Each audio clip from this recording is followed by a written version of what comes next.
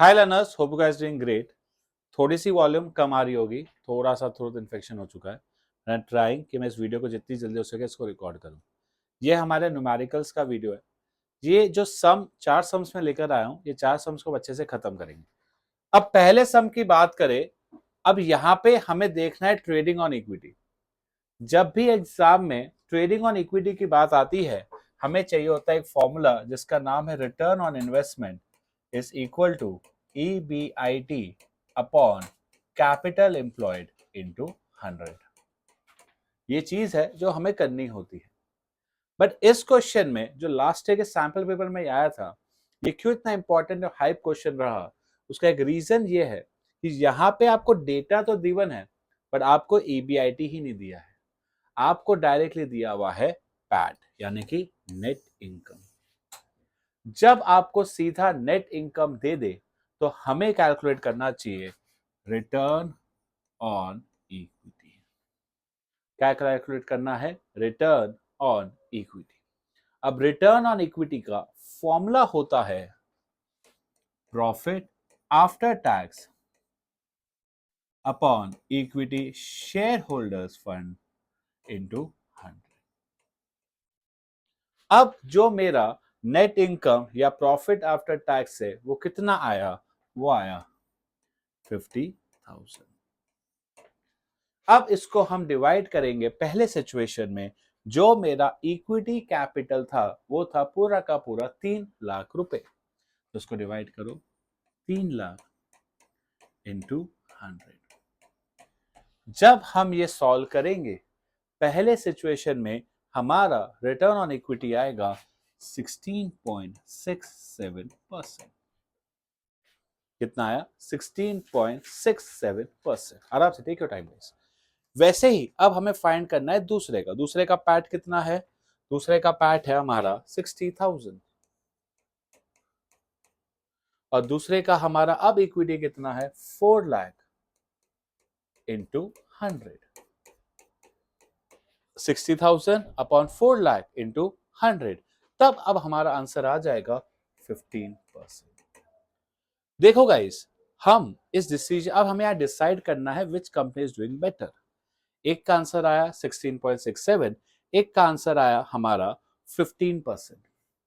यार हमेशा याद रखो, फाइनेंशियल मैनेजमेंट में हमने एक ही चीज सीखी, जब कभी भी हम कोई भी डिसीजन लेते हैं, हमारा इंटेंशन एक ही होना चाहिए, that is maximisation of the wealth of equity shareholder, जिसे हम बोलते हैं वेल्थ मैक्सिमाइजेशन। इस सिचुएशन में हमारा रिटर्न ऑन इक्विटी किस फर्म का ज्यादा आ रहा है? वो ज्यादा आ रहा है अल्फा का, ना कि बेल्टेक्स का। तो हम किस कंपनी का ट्रेडिंग ऑन इक्विटी बेटर है? That is a. जहां पे हमारा रिटर्न ऑन इक्विटी ज्यादा आएगा, मान लेने का कि उस कंपनी का ट्रेडिंग ऑन इक्विटी ज्यादा है। द रीजन इज क्योंकि ट्रेडिंग ऑन इक्विटी एक ही चीज बोलता है, जो मेरे इक्विटी शेयर होल्डर्स है उसको मैक्सिमम बेनिफिट मिलना चाहिए। मैक्सिमम बेनिफिट मतलब मैक्सिमम रिटर्न। और यहाँ पे अल्फा और बेल्टेक्स में मैक्सिमम रिटर्न किसको मिल रहा है? वो रिटर्न मिल रहा है अल्फा लिमिटेड। किसको मिल रहा है? Alpha limited. अब नेक्स्ट टॉपिक पे आएंगे। अब ये है एक सम, ये एक बहुत ही स्टैंडर्ड सम है, एग्जाम में आने के बहुत अंदर चांसेस है कि कहां पे हम ट्रेडिंग ऑन इक्विटी लेंगे। तो अब पहले एक बहुत ही बेसिक थियरी आप समझ लो कि सर ट्रेडिंग ऑन इक्विटी का मतलब क्या है। कि सर जब हमारा लेवरेज, एक लेवरेज क्या होता है? Leverage is nothing but the portion of डेप्ट इन टोटल कैपिटल। कि आपके जो डेप्ट, जो बिजनेस में टोटल पैसा लगाया है, उसमें से डेप्ट कितना है? पोर्शन ऑफ डेप्ट इन योर टोटल कैपिटल। अब एक चीज ध्यान रखना कि जैसे जैसे मैं अपने डेप्ट को बढ़ाता हूं तो लेवरेज बढ़ रहा है। अब ये लेवरेज दो तरीके के होते हैं, एक फेवरेबल लेवरेज और दूसरा अनफेवरेबल लेवरेज। पहला कौन सा है? फेवरेबल। दूसरा कौन सा है? अनफेवरेबल। अब फेवरेबल लेवरेज की कंडीशन सिंपल है कि जो मेरा रिटर्न ऑन इन्वेस्टमेंट है, that should be more than my cost of interest या कॉस्ट ऑफ डेब्ट। और सेम अनफेवरेबल लेवरेज की भी कंडीशन क्लियर है कि जो मेरा रिटर्न ऑन इन्वेस्टमेंट है, it should be less than what, cost of डेब्ट। किससे कम होना चाहिए? मेरे कॉस्ट ऑफ डेब्ट से ये कम होना चाहिए। फेवरेबल के लिए ज्यादा, अनफेवरेबल के लिए कम। एक बहुत ही बेसिक सी चीज है, आपको याद रखनी जरूरी है। ठीक है, तो ये चीज हो गई। अब ये इसके बाद अब हम पढ़ेंगे, सबसे पहले हमेशा जब ऐसे सिचुएशन वाला सम है तो पहले एक टेबल बनाओ जहां हमें लिखना है डेब्ट, इक्विटी, और तीसरा बहुत important, number of shares. Please एक समरी बना लो। कितना है हमारा? फर्स्ट में डेब्ट 0, तो इक्विटी है 40 लाख। और सबसे पहले एक चीज लिख देने का कि एक शेयर की वैल्यू कितनी, हमें फेस वैल्यू कितना दिया है? 100। जब फेस वैल्यू हमारा 100 है, क्या है फेस वैल्यू अगर मेरा 100 है, तो अब मेरे नंबर ऑफ शेयर्स कितने हो जाएंगे पहले सिचुएशन में? That will be 40,000। Same goes with situation number 2। मेरा डेब्ट कितना है? 10 लाख। तो गाइस मेरा इक्विटी हो जाएगा 30 लाख, और अब मेरे नंबर ऑफ शेयर्स हो जाएंगे 30,000। थर्ड, अब मेरा क्या है? फिर से डेब्ट 30 लाख, अब 30 लाख है।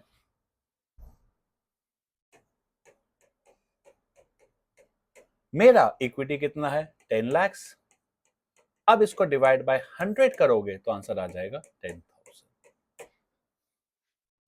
और साथ में फिर से रिवीजन के लिए एक बार लिख देने का कि टैक्स रहता है 30, और इंटरेस्ट कितना है इस क्वेश्चन में? वो दिया हुआ है 8%। फर्स्ट वो लॉजिक रिवाइज समझ लेने का, ये समझा। अब हम स्टार्ट करेंगे नेक्स्ट चीज। इसमें जो हमें सॉल्व करनी है वो फॉर्मेट EBIT से हमें पहले माइनस करना है इंटरेस्ट, तो हमें मिलेगा अर्निंग बिफोर टैक्स। EIT से क्या माइनस किया? इंटरेस्ट। हमें क्या मिला? Earning before tax. इसमें से हमें माइनस करना है टैक्स, तो मिलेगा अर्निंग आफ्टर टैक्स। अब इसी को हम डिवाइड कर देंगे नंबर ऑफ इक्विटी शेयर्स, तो क्या मिल जाएगा finally? Earning per share. EBIT से माइनस किया इंटरेस्ट तो मिला EBT, माइनस किया टैक्स मिला IAT, डिवाइड किया नंबर ऑफ शेयर से मिला EPS। तीन सिचुएशन है, 1, 2 एंड 3। तीनों सिचुएशन में आपको हमेशा दिया हुआ होगा EBIT कितना दिया हुआ है? 8 लाख, 8 लाख एंड 8 लाख। अब पहले सिचुएशन में मेरा डिबेंचर्स कितना डेब्ट है? 0। 0 पे इंटरेस्ट 8% लगाओगे तो 0 पे 8% 0, तो EBT कितना आया? 8 लाख रुपीस। डन। अब हमें फाइंड करना है हमारा टैक्स। टैक्स रेट कितना दिया हुआ है? 30%। तो 8 लाख का 30% होगा 2,40,000। तो हमें अर्निंग आफ्टर टैक्स मिलेगा 5,60,000। अब इसको हमें डिवाइड किससे करना है? नंबर ऑफ शेयर्स, जो हो जाएंगे 40,000। 30,30,1,1। आंसर हो जाएगा फर्स्ट का 14 रुपीस। हमारा EPS कितना आ गया पहले सिचुएशन का? पहले सिचुएशन का EPS आ गया that comes to near about 14 rupees. 14 हो गया। अब नेक्स्ट पे आते हैं। फर्स्ट, अब हमारा फिर से डिबेंचर्स कितना है? 10 लाख। इंटरेस्ट रेट क्या है? 8%। तो अब हमारा 10 लाख का 8% कितना हुआ? 80,000। याद रख लेना।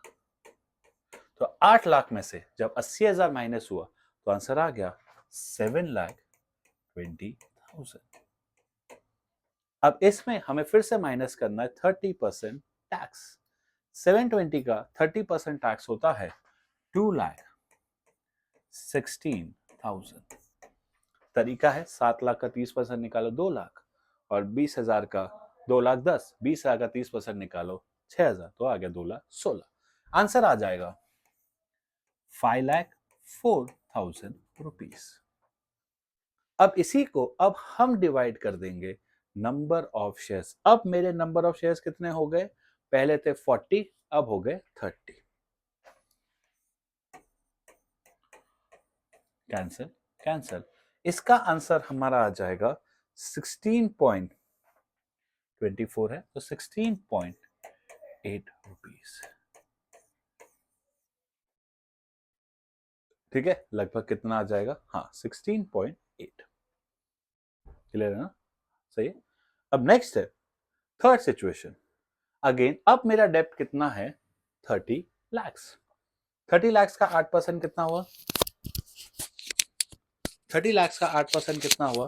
That gives me 2,40,000। ये कितना आया? 5,60,000। टैक्स रेट कितना है 5,60,000 का? 30% हो जाएगा 150 और 18, 1,68,000। आंसर आ जाएगा 3,92,000। देखो जरा सा डेप्ट और कम करके मेरा अर्निंग आफ्टर टैक्स कितना आ गया? 3,92,000। अब इसको हमें डिवाइड किससे करना है? नंबर ऑफ शेयर्स जो है 10,000। तब मेरा आंसर कितना आ जाएगा? 39.2। अब बहुत ही इंपॉर्टेंट चीज, सर ये हुआ क्यों? सही है ना? रुपीस डब्बा, ये हुआ क्यों? हमेशा याद रखने का, अब हमें कैलकुलेट करना है रिटर्न ऑन इन्वेस्टमेंट, जो है EBIT upon capital employed into 100। EBIT है मेरा 8 लाख अपॉन कैपिटल एम्प्लॉयड है 40 लाख इनटू 100, तो ये आ जाएगा 20%। सर 40 लाख कैसा आया? हर सिचुएशन में डेब्ट प्लस इक्विटी को ऐड करो, आंसर आएगा 40 लाख। कितना आया? 20%। जब भी return on investment is more than cost of डेब्ट, कितना है return on investment? 20, cost of डेब्ट है 8, हमें क्या प्रेफर करना चाहिए? डेब्ट। और इसी को हम क्या बोलते हैं? Trading on equity. हमने फिक्स फाइनेंशियल चार्जेस को इंक्रीज किया ताकि हम क्या इंक्रीज कर सके? Earning per share. इस कंसेप्ट को हम क्या बोलते हैं? Trading on equity. चलो अब नेक्स्ट आगे बढ़ते हैं। थर्ड, ये क्वेश्चन कई बार एग्जाम में, ये बोर्ड में एक बार आया हुआ है। This is a reverse working question. Krish Limited is in the business of manufacturing, exporting carpets and other home decor. फिर से इसका हम समरी बनाते हैं। शेयर कैपिटल है 70 लाख। ठीक है, एडिशनल हमें डेप्ट कितना लेना है? 50 लाख। ठीक है, इंटरेस्ट रेट कितना है? 7%, तो हम इंटरेस्ट ही निकाल लेते हैं सीधा, 3,50,000। अब हमें क्या दिया हुआ है? पर शेयर वैल्यू कितनी है? 100। तो हमारा नंबर ऑफ शेयर्स कितना हो गया? 70,000। नंबर ऑफ शेयर्स कितने हो जाएंगे? 70,000। अब हम फिर से बनाएंगे वो फॉर्मेट, EBIT में से माइनस करो इंटरेस्ट, क्या मिला? EBT माइनस करो टैक्स, क्या मिला? अर्निंग आफ्टर टैक्स, डिवाइड करो नंबर ऑफ शेयर से, क्या मिला? Earning per share. अब गाइस यहां पे EBIT नहीं दिया हुआ है, तो सबसे पहले हमें दिया हुआ है EPS। EPS दिया हुआ है 35। क्वेश्चन आप देख सकते हो, EPS ये रहा 35। अब हमने फाइंड कर लिया था नंबर ऑफ शेयर्स, वो है 70,000। अब जब मैं क्रॉस मल्टीप्लाई करूंगा 70,000 और 35 को, तो मेरा आंसर आ जाएगा 24,50,000। कितना आ जाएगा? 24,50,000। अब सर टैक्स दिया हुआ नहीं है, टैक्स का परसेंटेज है। तो कहाँ गया? टैक्स हमें दिया हुआ नहीं है, टैक्स का परसेंटेज है जो है 30। अब एक रफ वर्क मैं यहां कर रहा हूं, ध्यान से समझना। मानो मेरा ईबीटी अगर 100 होता तो उसमें टैक्स होता 30 और ईएटी क्या आ जाता 70। ईबीटी 100 होता, टैक्स है 30, तो ईएटी आ जाता 70। बट मुझे मेरा ईएटी कितना दिया हुआ है 24,50,000। 70 के लिए इतना तो 100 के लिए कितना, कर दो क्रॉस मल्टीप्लाई। ठीक है, 70 के लिए इतना तो 100 के लिए कितना, जब क्रॉस मल्टीप्लाई करोगे तो ईबीटी आ जाएगा 35 लाख। अब आप चाहो तो इसका वापस से क्रॉस वेरीफाई कर सकते हो, टैक्स रेट निकालोगे तो टैक्स रेट इसका 30% कितना हो जाएगा, फिर से 10,50,000। आंसर आया 24,50,000। अब नेक्स्ट है हमारा इंटरेस्ट। इंटरेस्ट हमने अभी कैलकुलेट किया, पीछे क्या था, कितना था 3,50,000 शायद, ये है 3,50,000, ये माइनस, क्या माइनस किया होगा जो 35 दिया होगा 350 के बाद, तो आंसर आ जाएगा 38,50,000। फिर से हमने मल्टीप्लाई करके ईएटी निकाला, वो मेथड से हमने टैक्स करके ईबीटी निकाला, इंटरेस्ट को प्लस करके ईबीआईटी निकाला। एक चीज और जो हम इसमें कर सकते हैं अब कि सम यहाँ खत्म नहीं हुआ, क्या डेप्ट लेना सही था, तो उसके लिए फिर से हमें चाहिए क्या निकालना पड़ेगा, रिटर्न ऑन इन्वेस्टमेंट निकालना पड़ेगा, रिटर्न ऑन इन्वेस्टमेंट। ईबीआईटी कितना है हमारा 38,50,000। टोटल कैपिटल कितना है, इक्विटी है 70 लाख, डेप्ट है 50, टोटल कितना हो गया 1,20,00,000 इंटू 100। जब आप इसको सॉल्व करते हो, ये मेरा सॉल्व किया हुआ, मेरे ख्याल से आंसर आता है 32.08%। आंसर आएगा 32.08%। क्या रिटर्न ऑन इन्वेस्टमेंट कितना है 32.08, कॉस्ट ऑफ डेब्ट कितना है हमारा 8%। जब भी return on investment is more than cost of डेब्ट, फेवरेबल लेवरेज क्या unfavourable, it is a favourable, और हमें क्या प्रेफर करना चाहिए, डेब्ट। इसी के साथ थर्ड क्वेश्चन भी समाप्त। नेक्स्ट क्वेश्चन पे आते हैं, दो अल्टरनेटिव। ये सम आप लोगों को करना है, कमेंट करके बताना है विच ऑप्शन में ईपीएस ज्यादा आएगा। बस मैं एक हेल्प कर देता हूं, कंपनी पहले कमाती थी 10 लाख रुपए, 10 लाख का कैपिटल था, और इसका दो ऑप्शन है, एक 10 लाख का, या तो 5 लाख का एक्स्ट्रा और चाहिए, इसको टोटल 15 लाख चाहिए तो 5 लाख के और शेयर्स ले लो, या 5 लाख के आप डेप्ट ले लो, दोनों में टोटल कितना हो जाएगा 15 लाख। 15 लाख। अभी प्रेजेंटली कंपनी की अर्निंग्स कितनी है 10 लाख पे 4 लाख। अब हमारी टोटल कैपिटल कितना हो जाएगा, अब 10 + 5 15। अगर मैं 10 लाख पे कमाता हूं 4 लाख, क्या लिखा हुआ है, the companies present EBIT assuming that return on investment remain same. 10 lakh पे कमाए 4 लाख, कितना परसेंट 40। अगर 10 लाख पे 4 लाख है तो 15 लाख में कितना, वो हो जाएगा 10 लाख पे 4 लाख तो 15 लाख में कितना 6 लाख। इस बेसिस पे आपको सम सॉल्व करके आगे खत्म करना है। तो I hope you like it, please complete करके एपीएस बता देना। मिलते हैं नेक्स्ट वीडियो में, सी यू गाइस, टाटा बाय बाय।